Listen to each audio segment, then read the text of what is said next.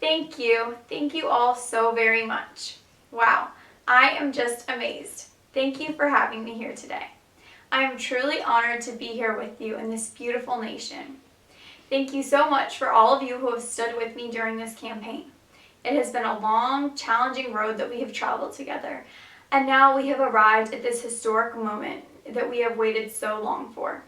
It is with great pleasure and humility that I proudly accept your nomination to be our next President of the United States of America. I know that there are many changes that you want to see happen. Tonight, I would like to discuss and propose solutions that will create a better future for our country. We know that a better future begins by investing in education. These words have been spoken countless times, and for good reason. Every day, our children embark on a new journey.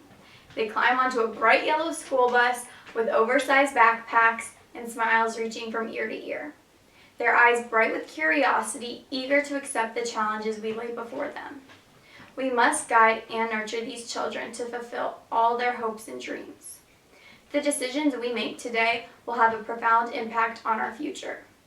Currently, Common Core state standards have been voluntarily adopted by 46 states in our nation. These standards do not dictate how children should be taught, but instead establish learning goals so that students in our great nation are held to the same high standard. These standards are still relatively new. And what do we do with new initiatives? We get feedback from our schools and our teachers who are working in the trenches, and we work together to fix what needs fixing. We can't keep saying this public school system is broken and then do nothing about it.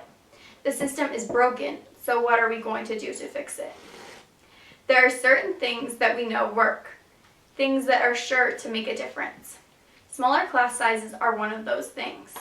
With smaller class sizes, teachers have more time to work one-on-one with individual students and meet their needs. Another hot topic in education is teacher pay. It is commonly known that teachers are not paid fairly for their hard work. It's not reasonable to expect our teachers to work tirelessly without appropriate compensation. Every child deserves a good teacher, and every teacher deserves fair pay. With a great deal of work and a proactive leader who is willing to reach across the aisle, I know that we can fix our education so that every child in America grows up to be a happy, successful, and contributing citizen. Our children are our future. They will one day be the workers of America. The world runs on jobs. People live off of jobs. When people describe themselves, their job is one of the first things they mention. So essentially, we can see that jobs are vital to the existence of a nation, and therefore must take #1 priority when we talk of improving our future. Currently, our unemployment rate is 4.9% and has been trending downward for a couple of years now. Although this is impressive, it is not an accurate measure of the state millions of Americans live in. 47 million people currently live below the poverty line. Why? Because having a job does not ensure a prosperous life. To improve the condition of these 47 million individuals, minimum wage in America must be raised from our current $7.25 to an estimated $14. This would allow virtually any employed citizen to have a yearly salary of $28,000. Well above the poverty line. Currently, corporate businesses control most of the economy, but with my proposal, smaller businesses become prominent key players with the help of tax cuts for these smaller businesses. Several other changes must be made in addition to such as funding for scientific research, making college more affordable, and making significant changes to diminish unequal pay. Without question, our economy needs several improvements. We need a leader who not only realizes this, but someone who digs deep enough to find causes and works tirelessly to create solutions. We need a leader who creates an inspired future, where people still believe that they can come to America and live the American dream. People wanting to start a new life in America are continually being discriminated against. But why? The United States has always been a land of opportunity for people of all backgrounds. This land was founded by immigrants. So now, in 2016, why are we denying them into our country? I believe that we need to welcome these people into the U.S. with open arms while still enforcing our immigration laws. As Americans, we put family first. So how hypocritical of us would it be to separate the families of immigrants? We need to make citizenship more accessible for parents who already have documented children. In the last 10 years, 100,000 parents of U.S. citizen children have been deported. Mass deportation is not the answer. It is inhumane, costly, and difficult. Trying to deport the 16 million undocumented immigrants would be an unnecessary strain to our economy and resources for an unjust reason. America has always been a primary and influential leading country internationally. In order for a leader to maintain leadership, the leader must strengthen relations with its followers while still protecting themselves. This is exactly what steps we must take next. As president, I propose we strengthen relations with key allies, maintain our world-class military, keep our rivals at a distance, and work diligently on creating a strategy to eliminate ISIS. Although this is a sensitive topic, it is one that must be addressed and acted on immediately. For me, the key to ending terrorism is acting now. ISIS is the largest and deadliest threat to not only our country, but virtually most of the world. Currently, we have limited information and no active plan to stop ISIS. We have a long road ahead of us, and it is important that we start acting now. We have allies who are also being targeted by ISIS, so we must strengthen our alliances. I would like to meet with the UN and work together to solve this crisis. The United States might be a leading country in the world, but it doesn't mean we need to fight this battle alone. As American people, we are unified by nationality, but as a nation of immigrants, we are divided by ethnicity. This division of identity should not be one that pits us against one another, but one that strengthens our capabilities. Unfortunately, currently it is separating rather than strengthening our country. In order to turn individuality into our country's strength, we must immediately diminish any laws that support discrimination. Laws that have allowed our nation to be so divided that people who are different in any way are afraid to live their lives.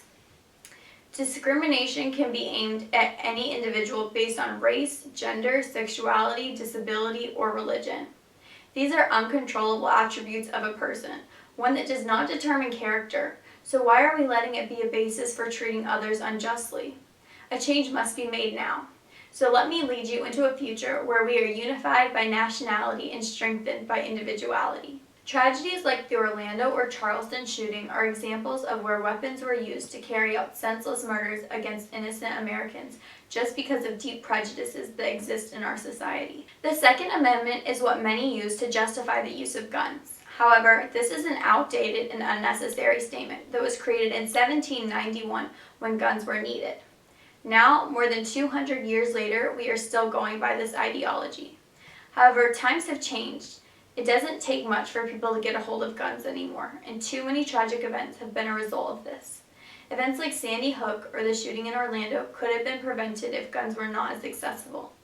In 2015, there were 332 mass shootings in the United States. In total, 13,472 lives were lost due to gun-related incidents. I am in no way saying that we need to take away everyone's guns. It is still a constitutional right for all Americans. However, it does seem like guns can find their way into the hands of just about anyone. We need stronger background checks and stricter laws. Responsible gun owners are not the people who will be affected by these laws, but rather people with a history of crime and violence. This has been proven in countries like Australia, where strict gun control laws have been imposed. They have seen a significant decrease in the number of shootings since the changes were made. By working together, compromising, and creating solutions, we can make changes to improve our nation. A nation that would be peaceful and sustainable for future generations. Let me just begin by saying climate change is real. It wasn't made up by the Chinese, and it isn't something that should be overlooked.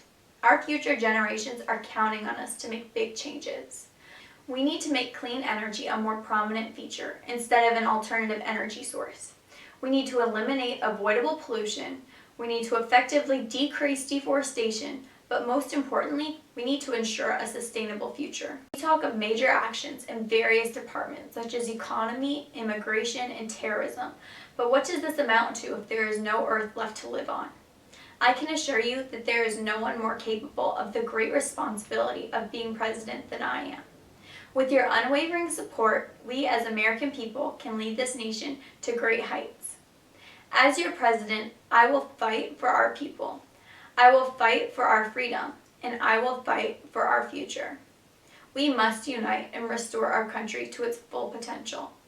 Together, we can make history that will be spoken about for generations to come. To all of the young people whose eyes shine bright with hope for the future, we can do this. To all of the middle-aged people who have witnessed the many highs and lows of our country but still know there is a long road to victory ahead of us, we can do this. And finally, to all the elders who have guided us this far and now leave us with the future in our hands, we can do this. All that is left now is to vote, and I trust that you can make the right decision.